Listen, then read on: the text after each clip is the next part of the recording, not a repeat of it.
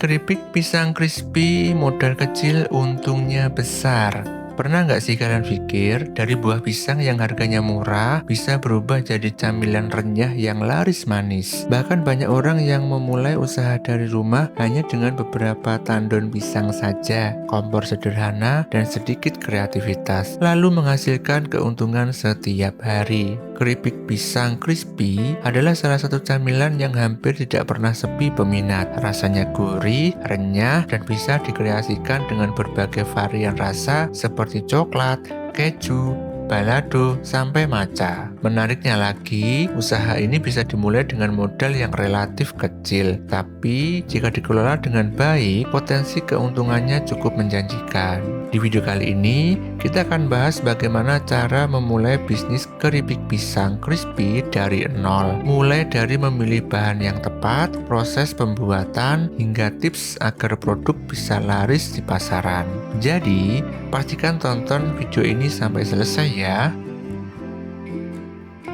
Mengapa keripik pisang banyak peminat? Keripik pisang termasuk salah satu camilan tradisional yang tetap populer sampai sekarang. Salah satu alasannya adalah karena bahan bakunya mudah didapat. Di banyak daerah di Indonesia, pisang bisa ditemukan dengan harga yang cukup terjangkau. Selain itu, keripik pisang juga memiliki daya tahan yang cukup lama dibandingkan camilan basah. Jika dikemas dengan baik, keripik pisang bisa bertahan berminggu-minggu tanpa mengurangi kualitas rasanya. Tidak hanya itu, keripik pisang juga sangat fleksibel untuk dikembangkan. Saat ini, banyak pelaku usaha yang membuat berbagai inovasi rasa seperti keripik pisang coklat, keripik pisang keju, keripik pisang balado, keripik pisang karamel, bahkan keripik pisang pedas manis. Variasi inilah yang membuat keripik pisang semakin menarik bagi konsumen dari berbagai kalangan, mulai dari anak-anak, remaja, hingga dewasa.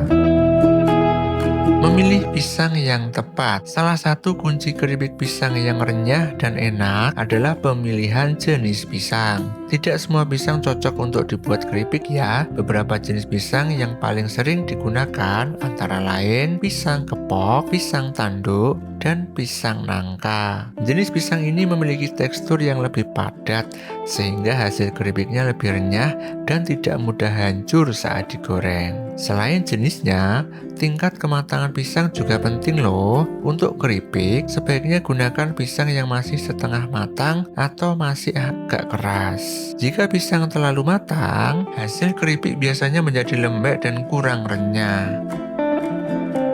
Setelah bahan siap, langkah berikutnya adalah proses pembuatan keripik pisang. Pertama, pisang dikupas dari kulitnya, lalu diiris tipis menggunakan alat pengiris agar ketebalannya merata. Irisan yang tipis akan membantu keripik menjadi lebih renyah saat digoreng. Setelah diiris, biasanya pisang direndam terlebih dahulu dalam larutan air garam atau air kapur sirih selama beberapa menit. Tujuannya adalah untuk menjaga warna pisang tetap cerah dan membantu menghasilkan tekstur yang lebih renyah. Selanjutnya, irisan pisang ditiriskan lalu digoreng dalam minyak panas dengan api sedang. Saat digoreng, pastikan minyak cukup banyak agar pisang bisa terendam dengan baik. Ini akan membantu keripik matang secara merata. Proses penggorengan biasanya memakan waktu sekitar beberapa menit hingga warna keripik berubah menjadi kuning keemasan. Setelah matang, keripik diangkat lalu ditiriskan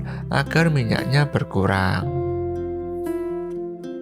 Agar produk lebih menarik, keripik pisang biasanya diberi berbagai varian rasa. Caranya cukup sederhana. Setelah keripik dingin, keripik bisa dicampur dengan bubuk perasa sesuai varian yang diinginkan. Misalnya bubuk coklat, bubuk keju, bubuk balado, atau bubuk jagung manis. Proses ini biasanya dilakukan dengan cara memasukkan keripik ke dalam wadah besar, lalu ditaburi bubuk rasa sambil diaduk perlahan. Dengan cara ini, bumbu bisa menempel secara merata pada keripik. Varian rasa inilah yang sering membuat konsumen tertarik untuk mencoba berbagai pilihan.